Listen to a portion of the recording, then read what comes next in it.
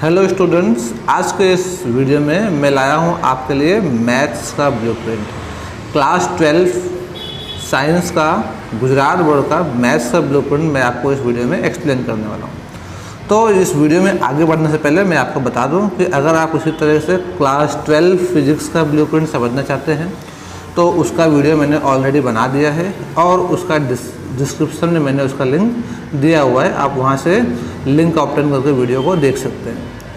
और इस ब्लूप्रिंट को आगे बढ़ने से पहले मैं आपको बता दूं कि ये ब्लूप्रिंट मैंने प्रिपेयर कैसे किया है। गुजरात बोर्ड से जो ब्लूप्रिंट मिला है वो कुछ इस तरह से डायरेक्टली अवेलेबल नहीं था, उनका ब्लूप्रिंट कुछ अलग तरीके से था। तो मैंने क्या किया, जो गुजरात बोर्ड का जो ब्लूप्रिंट था उसका इंटेंसिव एनालिसिस किया। उस एनालिसिस के बाद मैंने चैप्टर वाइज कौन से चैप्टर में से कितने मार्क्स का क्वेश्चन आ सकता है उसको एक लिस्ट प्रिपेयर की और उसके बाद उस लिस्ट में से मैंने गुजरात बोर्ड के सैम्पल पेपर से वेरीफाई किया और वेरिफिकेशन के बाद मेरा ये ब्लूप्रिंट बन के सामने आया। अब इस ब्लूप्रिंट के अंदर पेपर पैटर्न से स्टार्ट करता हूँ। पेपर पैटर्न फिजिक्स की तरह ही है। तो 50 मार्क्स के MCQs हैं जो कि कंपलसरी, कोई ऑप्शंस नहीं मिलने वाला उसके अंदर। 2 मार्क्स के 12 क्वेश्चन है, उसमें से 8 करने हैं हमें। 3 मार्क्स के 9 क्वेश्चन है, उसमें 6 अटैम्प्ट करने हैं और 4 मार्क्स के 6 में से 4 क्वेश्चन अटैम्प्ट करने हैं। अभी जो ऑप्शंस मिल रहे हैं हम लोग को, वो ऑप्शन से हमें हेल्प करता है कि मैं कैसे अपने स्टडी को प्लान कर सकता हूँ। जैसे देखिए, अगर मैं 4 मार्क्स के क्वेश्चन से स्टार्ट करता हूँ तो 4 मार्क्स के क्वेश्चन में आप देखेंगे कि आपको 4 मार्क्स का 1 क्वेश्चन मैट्राइसिस से, 1 क्वेश्चन डिटर्मिनेंट से and 1 question continuity and differentiability से आने वाला है।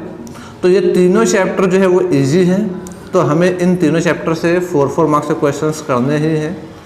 उसके बाद कुछ लोगों को चैप्टर नंबर 6 और चैप्टर नंबर 7 हार्ड लगते हैं, तो मैं बोलता हूँ कि चैप्टर नंबर 6-7 अगर आपको हार्ड लगता है तो हम चैप्टर 6 और 7 को स्किप कर सकते हैं। उसके बाद डिफरेंशियल इक्वेशन चैप्टर भी इजी है, तो इस तरह से हमारे पास 1 क्वेश्चन, 2 क्वेश्चन, 3 क्वेश्चन, इन दोनों को ओमिट किया हमने, ये 4 क्वेश्चन।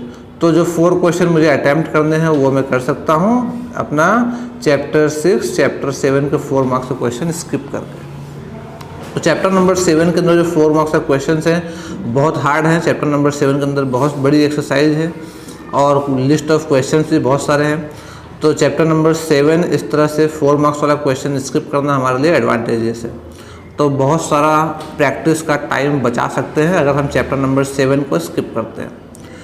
अब 3 मार्क्स वाले क्वेश्चंस की बात करूं तो 3 मार्क्स वाले क्वेश्चंस में देखो, 1 question is from probability, 1 question is from linear programming. Linear programming is the easiest chapter of 12th science maths, तो उसमें तो कुछ सोचना ही नहीं है, वो तो करना ही है। फिर ऐसे ही चैप्टर 10 और 11 की थोड़ी सी प्रैक्टिस की जाए और सारे फॉर्मूले को प्रॉपरली लर्न किया जाए तो चैप्टर 10, 11 भी इजी हो जाता है, वो भी हम लोग अटैम्प्ट ईजिली कर सकते हैं। तो ये 4 क्वेश्चंस जो हैं 3 मार्क्स के, इन 4 क्वेश्चंस को हमें अपने तरफ से अटैम्प्ट कर लेना है, डन कर लेना है। अब और कौन से चैप्टर से आते हैं 3 मार्क्स के क्वेश्चन वो देखते हैं। तो 1 question is from matrices, 1 question is from determinant, 1 question is from continuity and differentiability. तो ये तीनों भी इजी चैप्टर्स हैं। 3, 4, 5 ये चैप्टर्स भी इजी है, तो इनके 3 मार्क्स के क्वेश्चन भी हम लोग को करना ही है। आप चाहो तो चैप्टर 6 से 3 मार्क्स वाला क्वेश्चन स्किप कर सकते हो क्योंकि आपने इसी चैप्टर से 4 मार्क्स के क्वेश्चन को भी स्किप किया था। तो इस तरह से चैप्टर नंबर 6 पूरा स्किप हो सकता है, लेकिन फिर भी MCQ के लिए आपको इस चैप्टर को भी प्रिपेयर करना ही पड़ेगा। तो देखो, चैप्टर नंबर 6 स्किप करने के बाद भी हमारे पास ऑप्शन बचा कि मैं इनमें से भी, इन चारों चैप्टर में से भी किसी एक चैप्टर को स्किप कर सकता हूँ।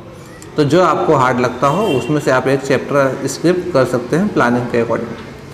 फिर 2 मार्क्स वाले क्वेश्चंस की बात करें तो 2 मार्क्स में से 2 question is from probability, 2 question from chapter 11 and 1 question from chapter number 10। Both are very easy, so we have to attempt it undoubtedly. Chapter number 7 में चाहूँ तो यहाँ पे भी स्किप कर सकता हूँ, बट चैप्टर नंबर 7 से 2 मार्क्स वाले क्वेश्चंस इतने ज़्यादा टिपिकल नहीं है।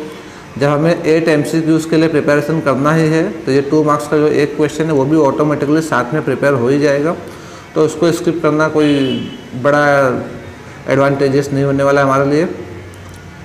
डिफरेंशियल इक्वेशंस भी इजी चैप्टर है, एप्लीकेशन ऑफ इंटीग्रल्स को आप चाहो तो यहाँ पे स्किप करना चाहो तो स्किप कर सकते हो। इसी तरीके से चैप्टर नंबर 2 की बात करें तो चैप्टर नंबर 2 के अंदर inverse trigonometric function easy chapter है और बहुत ही छोटे छोटे एक्सरसाइजेस हैं इसके अंदर, ये पूरा प्रैक्टिस करना आसान है। तो चैप्टर नंबर 2 स्किप नहीं करना चाहिए। 2 क्वेश्चंस ऑफ 2 मार्क्स उसमें से आने वाले हैं। तो हाँ, एक और चीज़ जो एडवांटेजेस है वो तो ये हमने बताया नहीं। चैप्टर नंबर 1 से 3 मार्क्स का एक क्वेश्चन आने वाला है और चैप्टर नंबर 1 भी बहुत सारे लोगों को हार्ड लगता है। तो देखो, मैं चैप्टर नंबर 1 को भी स्किप कर सकता हूँ। MCQs के लिए प्रिपेयर करना है। MCQ में इतने हार्ड क्वेश्चंस नहीं आते हैं, उसके हिसाब से MCQ के हिसाब से चैप्टर नंबर 1 ईजी है। तो इस तरह से हम लोग अपना प्लानिंग कर सकते हैं। देखो, इसके अंदर से मैंने आप लोगों को कौन से चैप्टर्स स्किप करवा दिए हैं वह मैं आपको बताता हूँ। तो चैप्टर नंबर 7 मैंने कहा आप स्किप कर सकते हो, लेकिन MCQ के लिए आपको प्रिपरेशन रखनी पड़ेगी। उसी तरीके से chapter number 6 application of derivatives, जो कि आपको वापस हार्ड लगता है, बहुत सारे लोगों को हार्ड लगता है, तो वो भी हम चाहे तो स्किप कर सकते हैं। उसी तरीके से चैप्टर नंबर 1 की बात करें तो chapter number 1 can also be skipped. तो ये 3 चैप्टर स्किप करने के बाद भी मेरे पास कोई तरीके का लॉस नहीं है। देखो, चैप्टर नंबर 6 और 7 में से 4 मार्क्स के 1-1 क्वेश्चन आने वाले हैं, वो स्किप हो गए हमारा। चैप्टर नंबर 6 से एक 3 मार्क्स का क्वेश्चन भी स्किप हो गया। चैप्टर नंबर 1 से भी एक 3 मार्क्स का क्वेश्चन स्किप हुआ। फिर भी मेरे पास अभी भी चैप्टर 3 मार्क्स वाले क्वेश्चन में एक ऑप्शन अवेलेबल है। 2 मार्क्स वाले क्वेश्चन में तो पूरे अल्टरनेटिव अवेलेबल ही है हम लोग के पास।